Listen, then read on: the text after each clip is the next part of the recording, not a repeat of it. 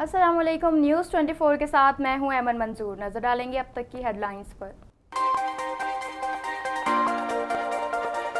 दुनिया भर की तरह पाकिस्तान में भी मसीही बरादरी आज ईस्टर मना रही है। दुनिया भर की तरह पाकिस्तान में भी मसीही बरादरी आज ईस्टर मना रही है।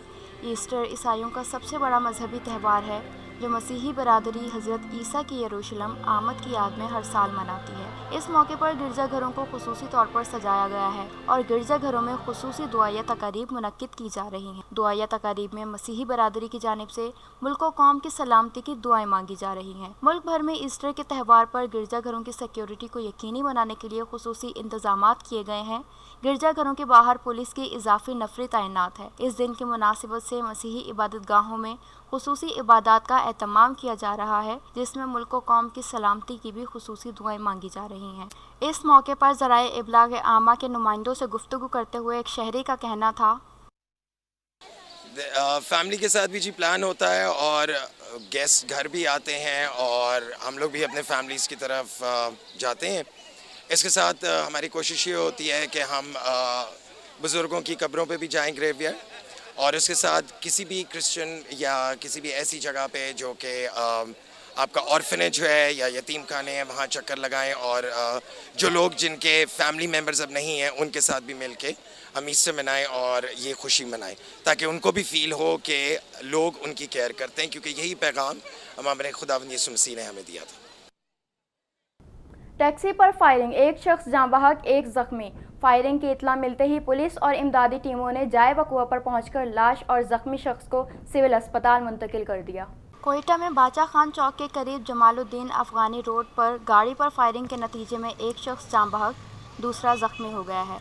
फायरिंग की इत्ला मिलते ही पुलिस और इमदादी टीमें जाए वकुआ पर पहुंच गईं और लाश और जख्मी शख्स को सिविल अस्पताल मुंतकिल कर दिया। रेस्क्यू ज़राए के मुताबिक कंदहारी बाजार में जमालुद्दीन अफगानी रोड के कॉर्नर पर नामालूम अफराद की जानिब से मरी आबाद से हज़ारा टाउन जाने वाली पीली टैक्सी पर फायरिंग की गई, जिसमें नज़र हुसैन वल्द नूर रोज़ अली उम्र 50 साल कौम हज़ारा जाँ बहक, जबकि गुल हुसैन वल्द अब्दुल रसूल उम्र 35 कौम हज़ारा जख्मी हो गए।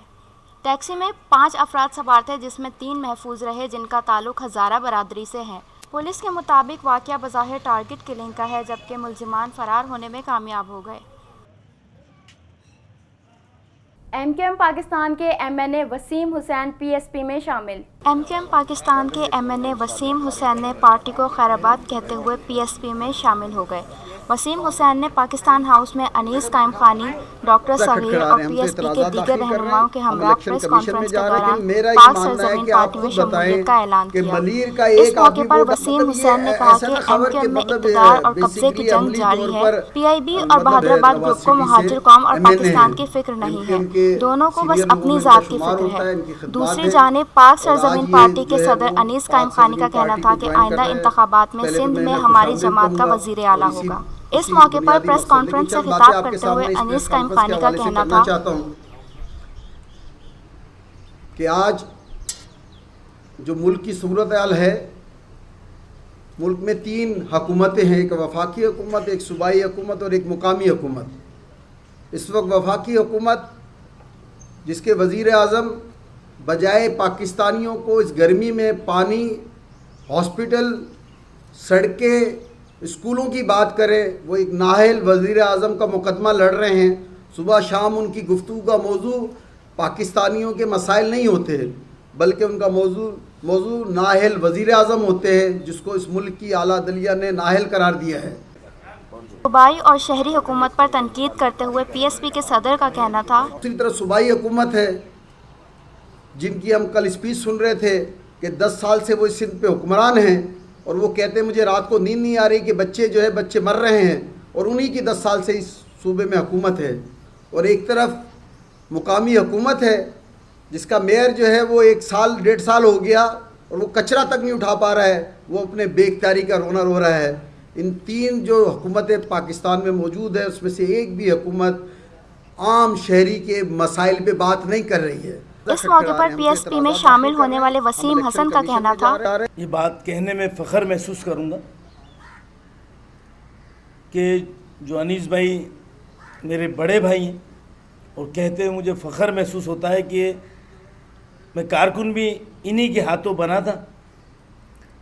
और जिस तरीके से 86 से लेके आज तक का सफ़र जो तय किया, उस तय करने के अंदर बड़ी मुश्किलात, जद्दोजहद और सारी चीज़ें अनीस भाई के साथ की।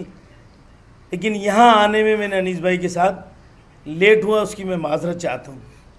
और इसके साथ मैं ये भी कहना चाहता हूँ कि आज मेरे यहाँ आने की वजह बुनियादी तौर पर मैं अपने बड़े पुख्ता जहन के साथ, बहुत पुख्ता जहन के साथ कल मैंने अनीस भाई को फ़ोन किया है और फ़ोन करने के बाद मैं ख़ुद यहाँ पर उतरा हूँ। उसकी जो असल वजह थी, 22 अगस्त के बाद जिस अंदाज में हमने अपने हैदराबाद शहर को चलाया, वो मीडिया के तवज्जुह से, और तमाम लोग जानते हैं कि उसको हमने हैदराबाद की एमक्यूएम को इकट्ठा करने में किस तरह अपनी तवानाई खर्च की। सिर्फ 4-5 लोग हम मौजूद थे और हमने पूरे शहर को इकट्ठा किया, दोबारा लेके आए। लेकिन बदकिस्मती 5 फरवरी से कि आज एमक्यूएम पाकिस्तान के अंदर लीडरशिप की बुनियाद के ऊपर झगड़े हो रहे हैं। कौम की फ़िक्र नहीं, सिर्फ इक़्तिदार की फ़िक्र। चंद लोगों ने एमक्यूएम पे कब्ज़ा करने के लिए कोई किसी नौयत के कोई काम नहीं हो रहे। फारूक सत्तार और खालिद मकबूल सिद्दीकी को पीएसपी में शामिल होने की दावत देते हुए अनीस कायम खानी का कहना था, और हमने इसमें स्कोरिंग नहीं की और आज भी मैं कोई स्कोरिंग नहीं करना चाहता। मैंने आज भी आपको कहा है कि मैं फारूक भाई को, खालिद मकबूल सिद्दीकी को ऑफ़र करता हूं कि वो आए। पाक सरज़मीन पार्टी के दरवाजे उनके खुले हैं, हम खुले दिल से सबको तस्लीम करते हैं। हम चाहते हैं कि ये सूबा अच्छा हो, ये शहर अच्छा हो। अगर वो समझते हैं कि शहर के लिए, इस सूबे के लिए कोई तरक्की के काम कर सकते हैं तो आए, आके हमें ज्वाइन करें। आज भी हो रही है और इंशाल्लाह ये होती रहेगी मुसलसल। आपको मुख्तलिफ मुल्क भर की तरह पेशावर में भी मसीही बरादरी ईस्टर का त्यौहार जोशो जज्बे से मना रही है। मसीही बरादरी का कहना है कि पाकिस्तान में वो अपने त्यौहार आज़ादी और अमन से मनाते हैं।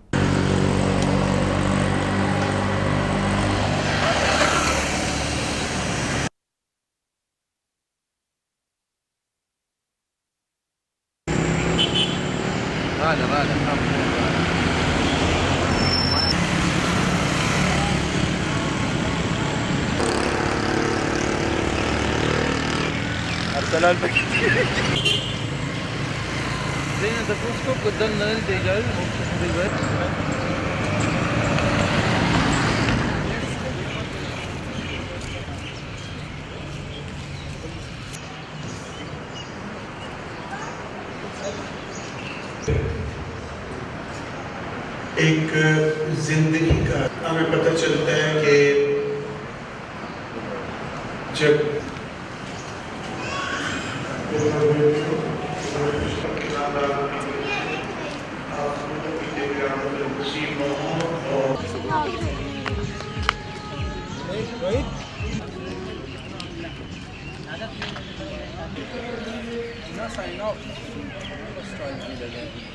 ईस्टर पे हम लोग ये महसूस करते हैं कि ये हमारा बहुत अच्छा त्यौहार होता है और बहुत बड़ा होता है, और हम लोग यही कहते हैं कि ये अमन और सलामती से बस गुजरे, सब लोग खुशी से मनाएं और बस इसी तरह खूब इंजॉय करें।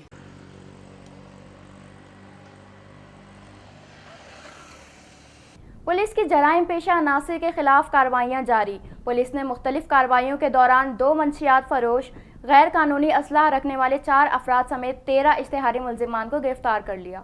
बहावलपुर पुलिस की जराइम पेशा अनासिर के खिलाफ कार्रवाइयाँ जारी हैं। पुलिस ने मुख्तलिफ कार्रवाइयों के दौरान 2 मंशियात फरोश, गैर कानूनी असलाह रखने वाले 4 अफराद समेत 13 इश्तिहारी मुलजिमान को गिरफ्तार कर लिया है। तर्जुमाने पुलिस के मुताबिक बहावलपुर पुलिस ने कार्रवाई करते हुए मंशियात फरोशों के खिलाफ मुकदमात दर्ज कर लिए हैं। पुलिस थाना इनायती ने मुलजिम एजाज हुसैन को मंशियात समेत गिरफ्तार किया, जबकि गिरफ्तार मुलजिम के कब्जे से 1250 ग्राम चरस बरामद करके मुकदमा दर्ज कर लिया है। थाना हेड राजकां पुलिस ने मुलजिम मोहम्मद साजिद उर्फ काला को शराब मा आलाते कशीद गिरफ्तार कर लिया। रहनुमा मुस्लिम लीग नून मरियम नवाज का कहना है, इदारों का सारा जोर हम पर चलता है और मुशर्रफ को पकड़ने की जरूरत नहीं। रहनुमा मुस्लिम लीग नून मरियम नवाज का कहना है कि इंतकामी फ़ैसलों के एहतराम की तवक्को ना रखी जाए, जबकि इदारों का सारा जोर हम पर चलता है और मुशर्रफ को पकड़ने की ज़रूरत नहीं। जब खैबर पख्तूनख्वा में सिलाब और डेंगू आया, उस वक्त इमरान खान और KPK के हुक्मरान कहाँ थे? सेनेट और इंतखाबात में जो कुछ हुआ, क्या वो आइन के साथ मजाक नहीं? सवात में जलसा याम से खिताब करते हुए साबिक वज़ीर आज़म की साहबजादी का कहना था, सवात के बहन भाइयों, बुजुर्गों, मुस्लिम लीग नून के शेरों, आपने जिसको वोट दिया था, खैबर पख्तूनख्वा के जो आज हुक्मरान हैं, उनको आपने वोट दिया था ना? 2013 में उनको वोट दिया था ना? उन्होंने सेहत के इंसाफ का नारा लगाया था कि नहीं लगाया था? और बजाय सेहत का इंसाफ देने के वो आपके वोट के खिलाफ साजिश करने इस्लामाबाद की सड़कों पे जाके बैठ गए। उन्होंने तालीमी इमरजेंसी का भी नारा लगाया था ना? कहा था हम तालीमी इमरजेंसी लगाएंगे। वो सुप्रीम कोर्ट के पीछे जाके खड़े हो गए और पाकिस्तान में नवाज शरीफ के खिलाफ अदालती इमरजेंसी लगाने की कोशिश करना शुरू कर दी। सेनेट इंतखाबात के हवाले से गुफ्तगू करते हुए रहनुमा मुस्लिम लीग नून मरियम नवाज का कहना था, वोट के साथ जो कुछ हुआ, वोटर के साथ जो कुछ हुआ, वोट की पर्ची के साथ जो कुछ हुआ, क्या वो आपके साथ, पाकिस्तान के साथ, आइन के साथ होने वाला संगीन मजाक नहीं है? बताओ मुझे।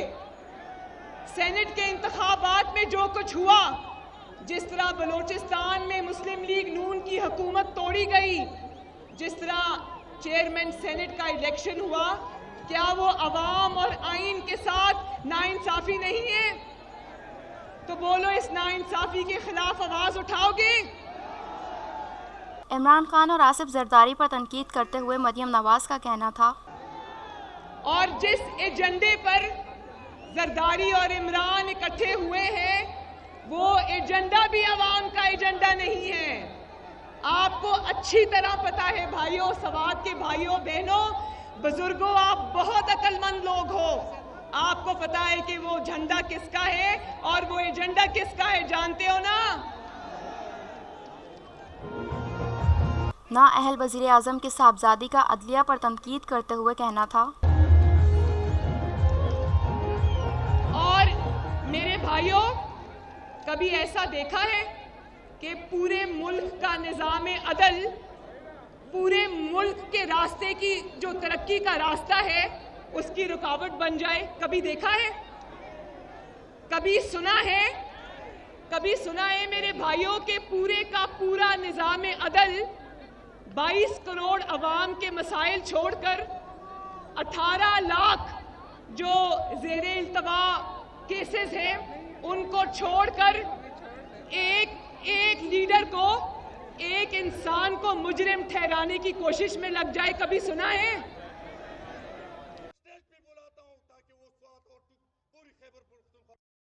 न्यूज़ 24 से फिल वक्त इतना ही। मजीद न्यूज़ और अपडेट्स के लिए देखते रहिए न्यूज़ 24।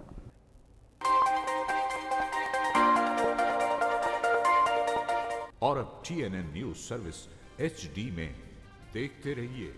TNN टीवी की नशरियात HD में।